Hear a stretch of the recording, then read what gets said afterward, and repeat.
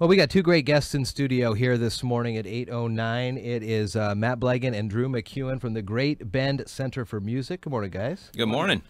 Thanks for coming on and talking with us here. We have some big announcements to pass along and some answers to age-old questions. First things first. Wow, Matt, age-old. How you doing, Matt? What's going on? First, the chicken or the egg? Yeah. I'm great. Not those questions. We've got other more important things to get to.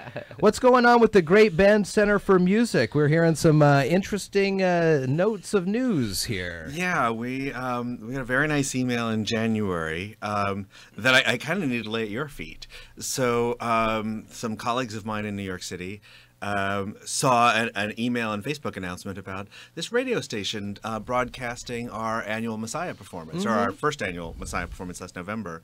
And these are the same folks that I've worked with a couple different times on projects in New York City. And so they listened to the performance and in January reached out and said two things. One, would you like to come back and sing Messiah out here with us? But we think actually now we'd kind of like to talk to you about maybe coming out and doing something different. And that led to a conversation which we finalized where we've been invited to go put together a program and perform it at Carnegie Hall next May of 2019. Wow. That's amazing. Good for you. Good. So yeah, so we're pretty excited. Congratulations. The invitation is formal.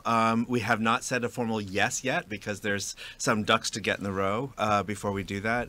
But we're pretty excited because the performance will feature both the Great Bend Chorale and the Great Bend Youth Chorale. And we'll be commissioning a new work, so it'll be a world premiere performance. It'll be under my baton, so I'll be conducting. So it'll be my conducting debut at Carnegie Hall, which is kind of exciting. Oh, that is kind of exciting. Kind of exciting, yeah. And then our plan is we're commissioning a piece that's going to be about 15 minutes long. That's going to be reflecting back on the strengths of our Olympic Peninsula community. And so we're going to premiere that in New York, and then the following weekend we'll come back and we'll premiere it here on the West Coast in Shelton. Wow, that is amazing. So yeah, we're pretty excited. And so you're here, Drew, to cool. tell us about your solo piece in the Yeah, performance.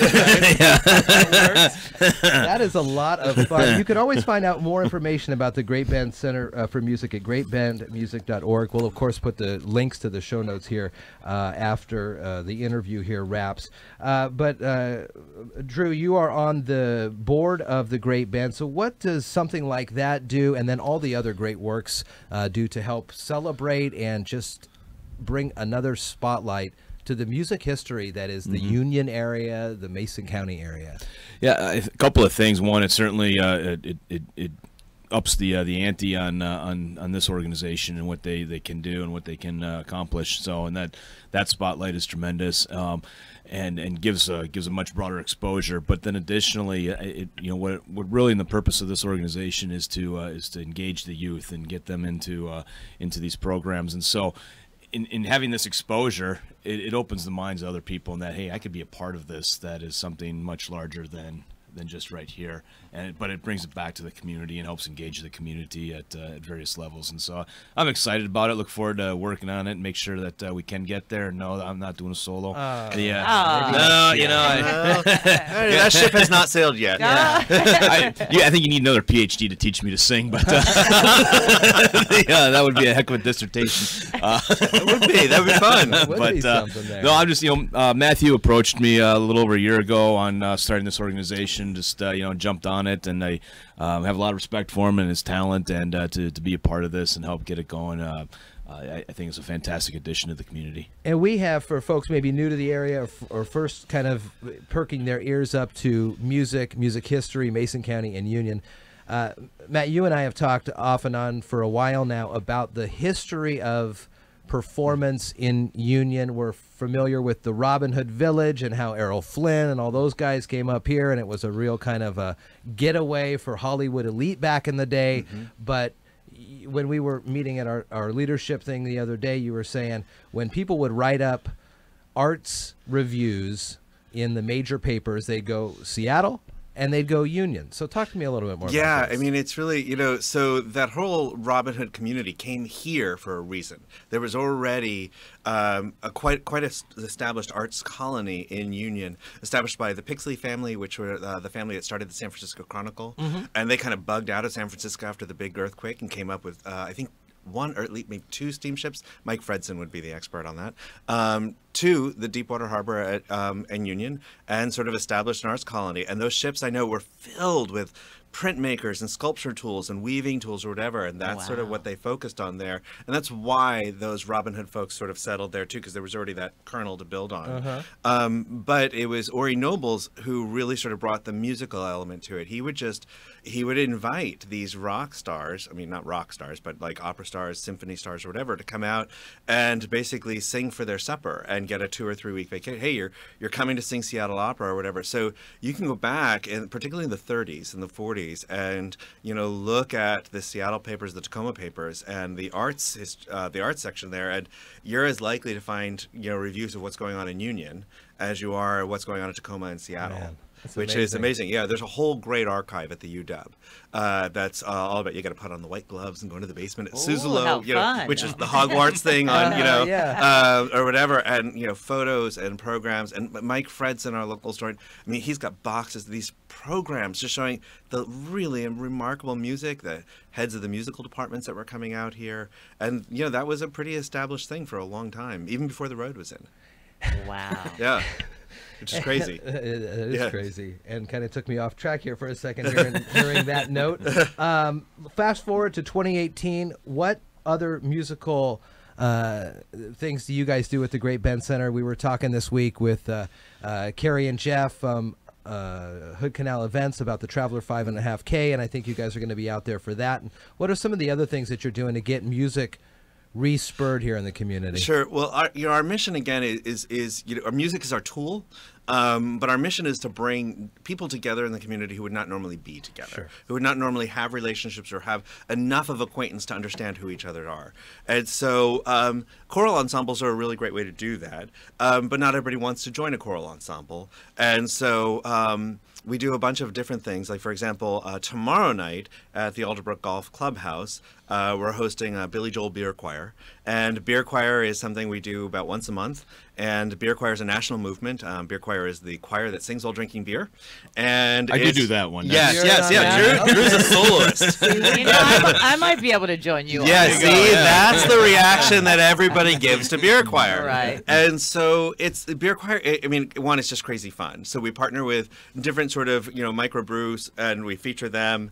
There's the Beer Choir is a national organization, so there's an official Beer Choir hymnal. Oh, wow.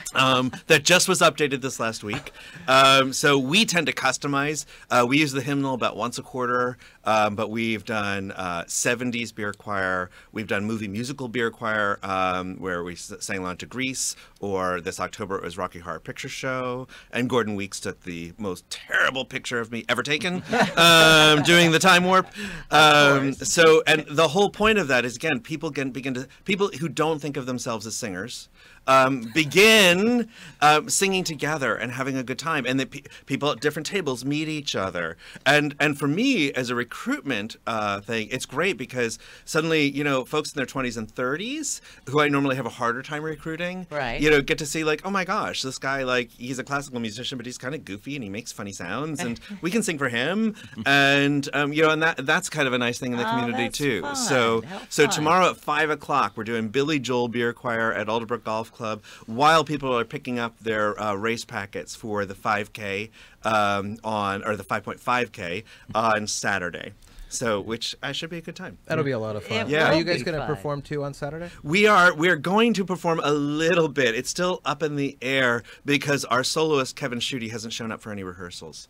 So no, but Kevin's there to MC the awards and everything, and we've been talking about wanting to do some singing together. Kevin Schutte is also our vice president of the Great Bend Center. Next time you have him, you'll have to ask him. He is a recording artist. Great singer. So I'll leave that for you to ask him about. He has a recording out there, and he's hating me right now that I'm saying this. Both of us. I might need a new vice president. But the other neat thing about with the Beer Choir, and you look at the way society has changed. We used to be much more centric, and we're not. And it's just the way things have evolved. And this is something that brings people together. And I think it's something that's missing in our society, and it's an easy non-committal way, frankly, but to get together and I think it helps weave the fabric of society back together a little bit. And so and that's something this organization is doing. Maybe not as its primary mission, but it's certainly a big part of the overall mission. Oh, that's nice. So then we're also launching a new series of events that we're partnering with Hood Canal Events and Northwest Event Organizers, which run Explore Hood Canal. We did an experiment based on some requests past February and March, just to raise a little funding for, but normally about 20 to 25% of my choristers need some scholarship support. And so we partnered with the Hardware Distillery to put together a custom menu and custom cocktails. And then in February, it was a crooning and cocktails event, and it was Jerome Kern and Hoagie Carmichael and Cole Porter, and that sold out. And so then Chuck and Jan at the Hardware Distillery were like, hey, we had no plans for St. Patrick's Day. We're like, okay, we can do Irish pub songs. That'll be fun. Perfect. And that one really sold out. Nice. Which was really, really great. Both menus put together by Hood Canal Events were just spectacular. I'm still thinking about Carrie's Beef Wellington from February. And so Rachel Hansen from Northwest Event Organizers approached us saying, hey, these are really great. And are you going to be doing these year round? Because I need something to wrap lodging packages around during the off season. And can you boost them to host 100 to 200 people? And so we are getting ready to launch an expanded version. We're calling those events Around the Bend, because they're all participatory music events where we do fun, crazy sing-alongs all around different locations around the Great Bend. So the next one is Sunday, Memorial Day weekend. We're doing a sea shanty pirate party. Oh, my That's going to be fun. And that will be led by a great friend of mine, Zosima Karamazov of the Flying Karamazov Brothers, the Jugglers. Really? The internationally famous troupe, Wow. yeah. Because he's a great accordion player. I was like, we're doing pirate sea shanty. We need accordion and fiddle. Yeah. So friends of mine are coming out from Seattle to do that. I'm sure we'll see some juggling as well. So that'll be Sunday the 27th. And then in July, we're planning with Alderbrook Golf Club an expanded large jazz event. That'll be our first 100 to 200 people. Okay. But we're putting together an annual calendar right now. We're looking at a steampunk ball in the fall, which I think will be really fun. I'm looking forward to that. So stay tuned. There'll be more of that coming, and it'll all be promoted through Explore Hood Canal. Very that just cool. sounds so fun. Very cool. And when you have more information on the trip out to Carnegie, you need any help from the listening audience, let me know. We'll get you on. We'll talk about it. We will. We're putting together our plan right now. Very neat. Matthew Belgan, Drew MacEwen from the Great Bend Center for Music at greatbendmusic.org. We'll put the links in the show notes here. Thanks, guys. Thank you Thank so you. much. Good to Thank see you so y'all. much.